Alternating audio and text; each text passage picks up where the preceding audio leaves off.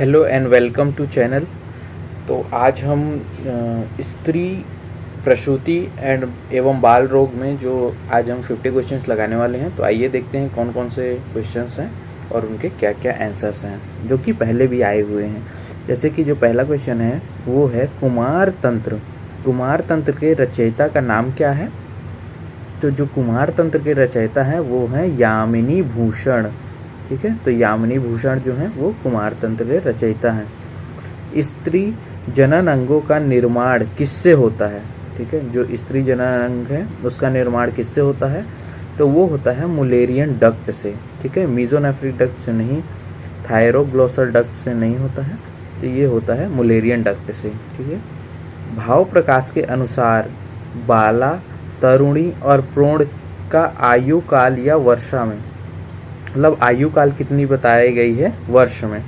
ठीक है, तो ये बताई गई है जैसे कि बाला के लिए 16 वर्ष की आयु बताई गई है, तरुणी के लिए 32 वर्ष और प्रौढ़ के लिए जो कि 50 वर्ष के पूर्व 50 वर्ष के पश्चात। तो ये जो है सेकंड जो ऑप्शन है हमारा इसमें आ जाता है।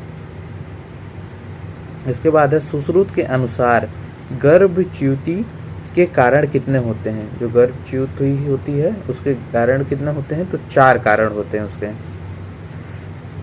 अचरणा योनि व्यापद को वाग्भट्ट ने कहा है, वाग्भट्ट ने अचरणा योनि व्यापद को एक नाम दिया है जिसको कि हम कहते हैं विप्लुता। इसके बाद है ऋतुमती का लक्षण क्या माना गया है? तो ऋतुमती का लक्षण क्या माना गया है? तो ऋतुमती के लक्षण के लिए उन्होंने पिन्न प्रसन्न वादनाम ये भी कहा है, स्फुटाद भुज कुछ श्रोणी नाम ये भी कहा है। ठीक है, और प्राक्लिन्न आत्ममुख द्विजा नाम ये भी कहा है। तो इनमें से जो सभी हैं ये सभी जो है ऋतुमती के लक्षण होते हैं। सभी योनि व्यापदों में दोष प्राधान्य होता है। कौन सा दोष जो होता है वो प्राधान्य होता है? तो यहाँ पे योनि व्यापदों के लिए वात दोष जो है उसका प्रधान होना जरूरी है। ठीक है, तो इस दोष की प्रधानता होती है। इसके बाद है गर्भ स्पंदनम आविनाम प्रणाशः श्याव पांडुता लक्षण है। ये किसका लक्षण माना गया है? तो ये लक्षण माना गया है, लीन गर्भ का नहीं माना गया है, अंतर मृत गर्भ जो होता है उसका माना गया है। ठीक है, वो श्याव पांडुता का ये जो है मिलता है हमें लक्षण। फिर है चरक के अनुसार कुल योनि व्यापद की संख्या कितनी बताई गई है? तो चरक के अनुसार पूछा जा रहा है, तो चरक के अनुसार जो है 20 योनि व्यापदों का कृमि और जो चरक ने बताया है कृमि और योनि व्यापद जो होते हैं वो 20 होते हैं। इसके बाद है अनु उपक्रमी है, इनमें से किसको अनुपक्रमे माना है? तो देखिए अनुपक्रम में जो है वो है षंडी को जो है अनुपक्रम में माना है। ठीक है, निम्न में से किसमें हृदय स्पंदन नहीं होता है? इन सभी में से किसमें हृदय स्पंदन नहीं होता है? तो इसमें बताया गया है उपविष्ठक इसमें होता है, नागोदर में नहीं होता है, लीन गर्भ में भी होता है और उपरोक्त सभी में। तो इसका जो है नाग उदर जो होता है उसमें नहीं होता है। चरक के अनुसार आर्तव दुष्टि के प्रकार कितने हैं? चरक ने बताए हैं आर्तव दुष्टि के प्रकार 8 होते हैं। योनि व्यापद का निदान, योनि व्यापद का निदान क्या क्या बताया है? तो योनि व्यापद का निदान मिथ्याचार सही है, बीज दोष ये भी सही है, रजो दुष्टि ये भी सही है। तो उपरोक्त सभी जो हैं वो योनि व्यापद के निदान हैं।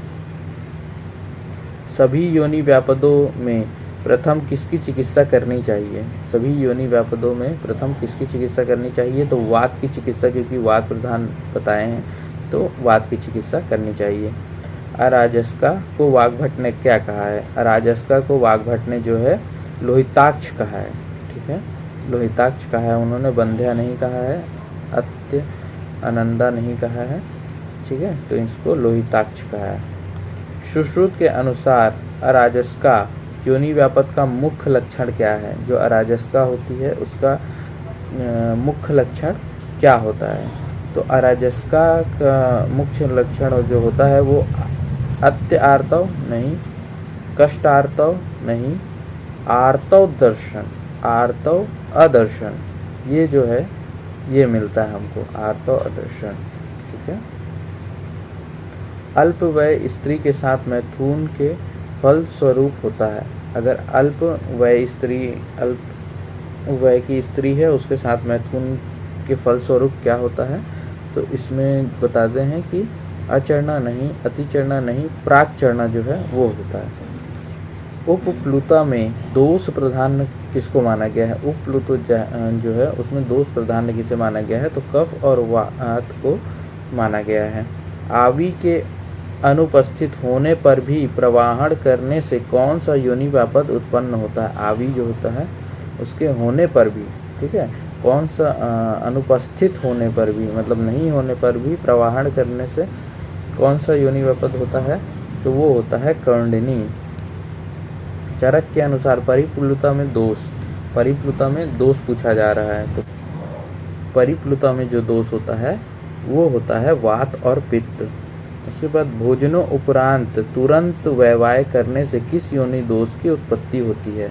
तो अगर भोजनों उपरांत तुरंत वैवाय करते हैं तो अंतर्मुखी दोष, अंतर्मुखी योनि व्यापद की उत्पत्ति होती है। सूचीमुखी योनि का निदान क्या माना गया है? सूचीमुखी योनि का निदान मिथ्याचार विहार नहीं, रजोदुष्टि नहीं, बीज दोष जो होता है उसको माना गया है सूचीमुखी के लिए। अराजस का योनि व्यापद माना है। अराजस का किसने योनि व्यापद माना है? तो ये चरक ने माना है। असाध्य योनि व्यापद है। असाध्य योनि व्यापद किसे कहा गया है? तो असाध्य योनि व्यापद कहा गया है पुतग्नि को नहीं कहा गया, चरना को नहीं कहा गया, विप्लुता को नहीं कहा गया, ये सूचीमुखी को कहा गया है। ठीक है। इसके बाद है सुश्रुत ने किस योनि व्यापद का वर्णन किया है? सुश्रुत जो थे उन्होंने किस योनि व्यापद का वर्णन किया? तो उन्होंने विप्लुता, यहाँ पे प्राक चरना, अंतर्मुखी या शुष्का नहीं, तो इसमें जो है विप्लुता हमें मिलता है। इसके बाद है सुश्रुत ने किसको दोष प्रजाता योनि की संज्ञा दी है? ठीक है, सुश्रुत ने दोष प्रजाता योनि की संज्ञा दी है, तो ये दी है उन्होंने, अचरना को नहीं दी है, अतिचरना को भी नहीं दी है, अत्यानंदा को नहीं, प्रशंसनी को दिया गया है।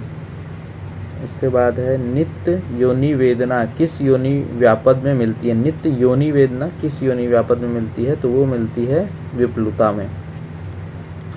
जतग्नि योनि व्यापद का वर्णन किस आचार्य ने किया है? जो जतग्नि होती है उस योनि व्यापद का वर्णन किस आचार्य ने किया है? तो वो किया है वाग्भट ने। सुश्रुत के अनुसार मुख्य रूप से योनि व्यापद भेद कितने बताए गए हैं? तो योनि व्यापद भेद 4 बताए गए हैं सुश्रुत के अनुसार। प्रशंसनीय योनि व्यापद का वर्णन किस आचार्य ने किया है? जो प्रशंसनीय कहा गया है उस योनि व्यापद का वर्णन सुश्रुत ने किया है। अंडली पर्याय है। अंडली पर्याय किसका माना है? फलनी का, कर्णनी का, अत्यानंद का या सूची वक्रा का, वत्रा का। तो इसमें माना गया है फलिनी का। चरक ने किस योनि व्यापद का वर्णन किया है? चरक ने किस योनि व्यापद का वर्णन किया है? तो अत्यानंद का नहीं किया है, फलनी का भी नहीं किया है, प्रशंसनी का भी नहीं किया, मतलब इनमें से कोई भी नहीं है।